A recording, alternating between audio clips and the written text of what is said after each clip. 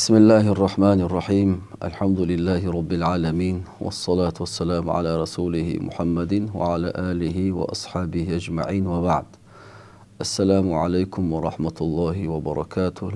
Уважаемые мусульмане, братья и сестры, сегодня мы разбираем один из многих вопросов, которые возникают у наших мусульманских братьев и сестер. Какую наценку может добавить человек, который что-то продает, а какую нет? Если рассмотреть это в шариате, по мазхабу имаму Шафи'и, да будет доволен им Аллах, человек может добавить сумму к цене за покупаемый товар.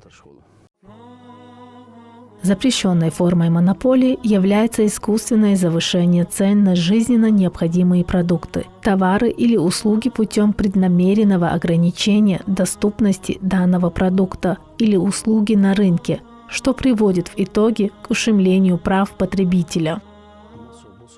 Все мусульмане должны понять это. Абдуллах бин Умар, да будет доволен им Аллах, рассказывал: однажды сахабы спросили посланника Аллаха, саллаллаху алейхи вассалям, кто лучший среди людей. На это пророк, саллаллаху алейхи вассалям, ответил: самый лучший из людей тот, кто наиболее полезен для них. Всевышний Творец дал разрешение вам на ведение торговли, но запретил занятие ростовщичеством. Мусульмане, братья и сестры, с точки зрения шариата, человек имеет возможность сделать надбавку при покупке товара. Это соблюдение этикета во время купли-продажи. Это одно из правил уважения к человеку.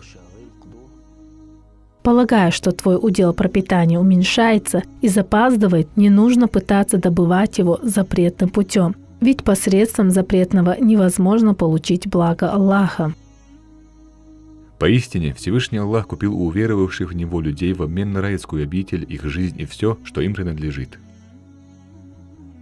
Всевышний Аллах во времена пророка Шуайба, мир ему, погубил целый народ, среди которого было принято обвешивать и обманывать людей в торговле.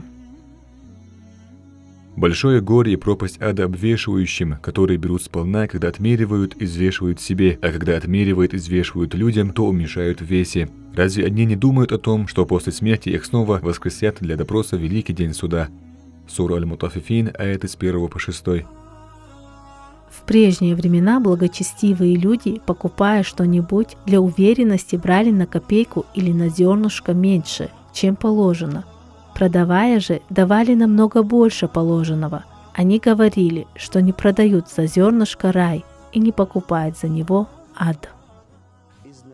Если в какой-либо стране власть определила надбавку, которую можно добавить к цене на товар, и на это есть какое-то постановление, то это становится обязательным.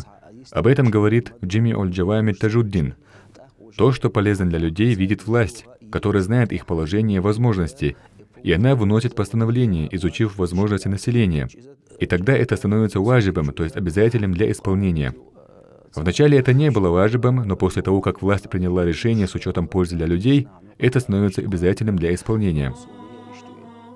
Товар, приобретаемый для перепродажи, должен быть хорошего качества, ибо подобный товар хорошо раскупается и в нем заключено больше благодати. Торговлю необходимо вести товарами, которые приносят людям пользу. За это человек, кроме мирской прибыли, получит вознаграждение на том свете, соответственно его намерению. Мусульмане, братья и сестры, хотел бы обратить внимание на одно обстоятельство. Некоторые хозяева поднимают цену за аренду помещений, и наши братья и сестры, которые занимаются куплей-продажей, вынуждены поднять цену за товар. Мы просим ради Аллаха, Его посланника и всех пророков: постарайтесь не обременять торгующих из-за аренды. Постарайтесь снизить цену за аренду настолько, насколько вы можете. Высокие цены отражаются на покупательских возможностях мусульман, наших братьев и сестер. Соблюдайте, пожалуйста, эту просьбу. Пусть Аллах проявит к нам свою милость, пусть Аллах объединит нас в судный день.